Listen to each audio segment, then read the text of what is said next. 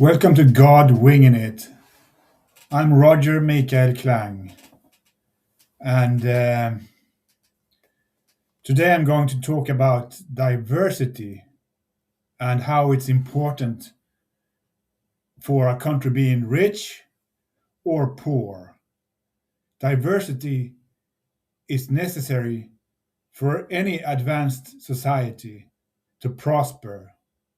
Because if you look at it, look at the Roman Empire, very diverse society, even though it was slaves in the empire days, not the republic, but not as much or as bad. You could call them slaves, but actually they were workers under bad conditions, just like in the United States today, where they pick fruit and stuff.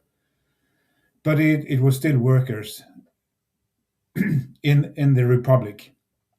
But they became slaves, and their conditions became harsher, even harsher.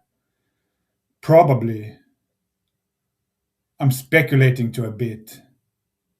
But anyway, diversity in Roman Empire was big. It was massive.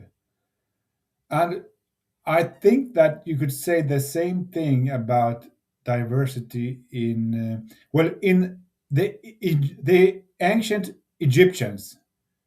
They were very diverse. Same thing there. They had slaves, and they were a superpower for some thousands of years, even longer than the Roman Empire. The United States has only been a superpower for 200 years, and they're on the decline. They're on the demise. They're on demise, uh, and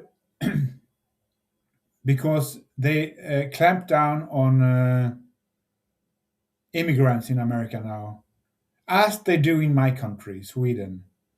They I'm going to come to Sweden later on, but in America they clamp down on immigrants, and they don't want them any longer.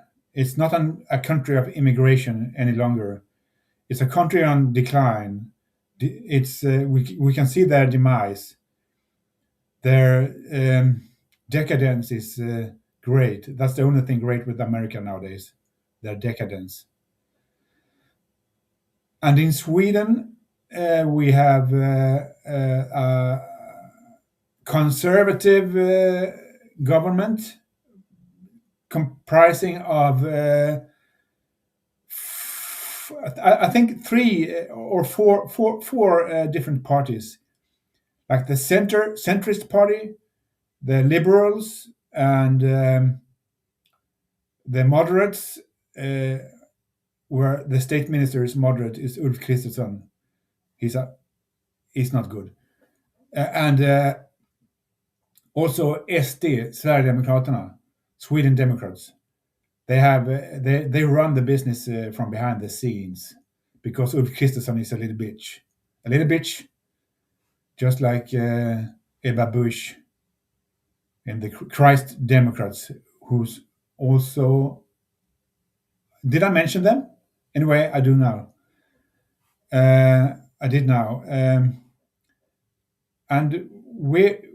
The thing is, they want to stop immigration to Sweden, but immigration is benign economically. It comes with a price. Oh yes, it does. That it's to a cost, but it's of benefit for a nation with immigration, and not just from countries like Norway and Denmark, but from all over the world, where they have different ways of seeing things. But I think that if immigration consists of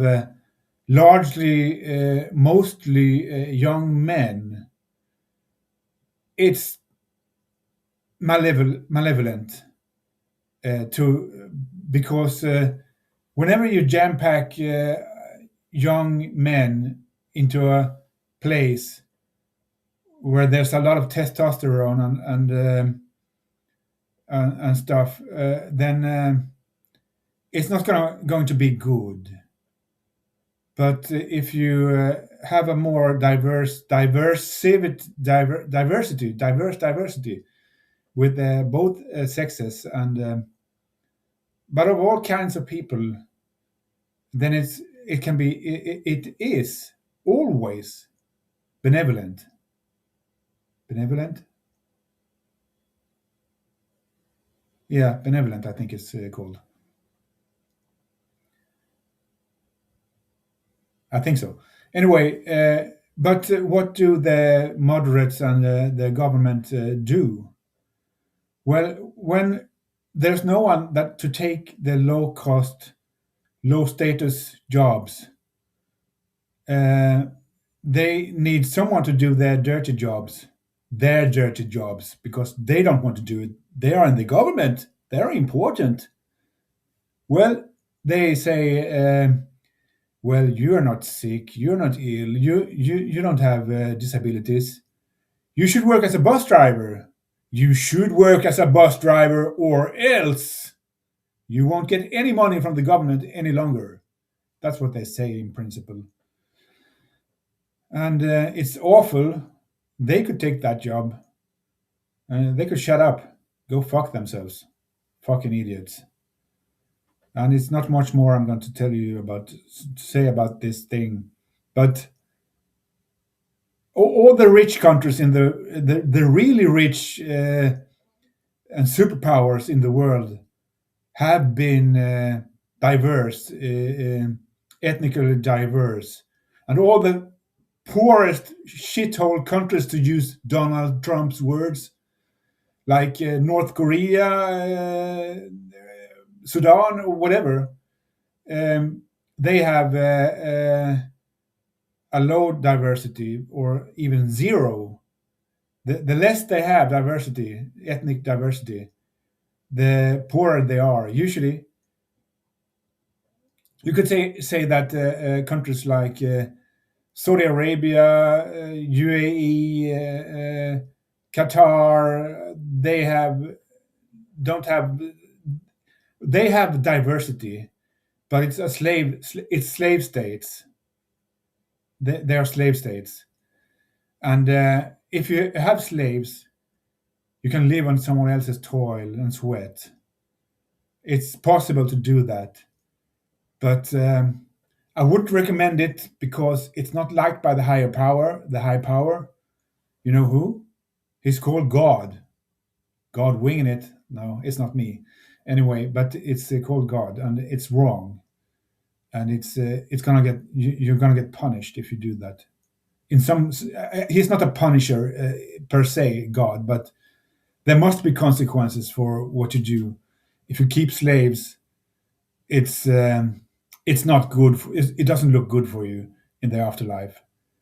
But it's not just the slaves; it's a lot of other things too. If you kill, for example, a journalist on the Turkish embassy uh, and butcher him up, cut him up, and into slices, bits of slices of bits, then it doesn't look good for you as a human being. But that's the way the world works. The order goes for the day, and I don't like it. But what can I do? I'm just a man, and it's now we have America going rogue on us. So what the fuck is going on? I don't know, but I think that we will see Americans going back to slavery times sometime soon, and I think they will keep slaves for their dirty toiling work.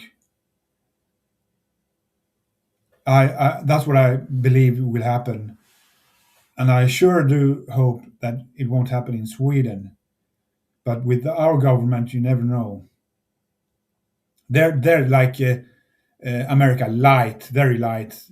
Nazi Germany light, very very light. But anyway, they're not particularly good people.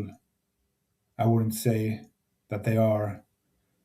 So well, that's all for today. Roger and out.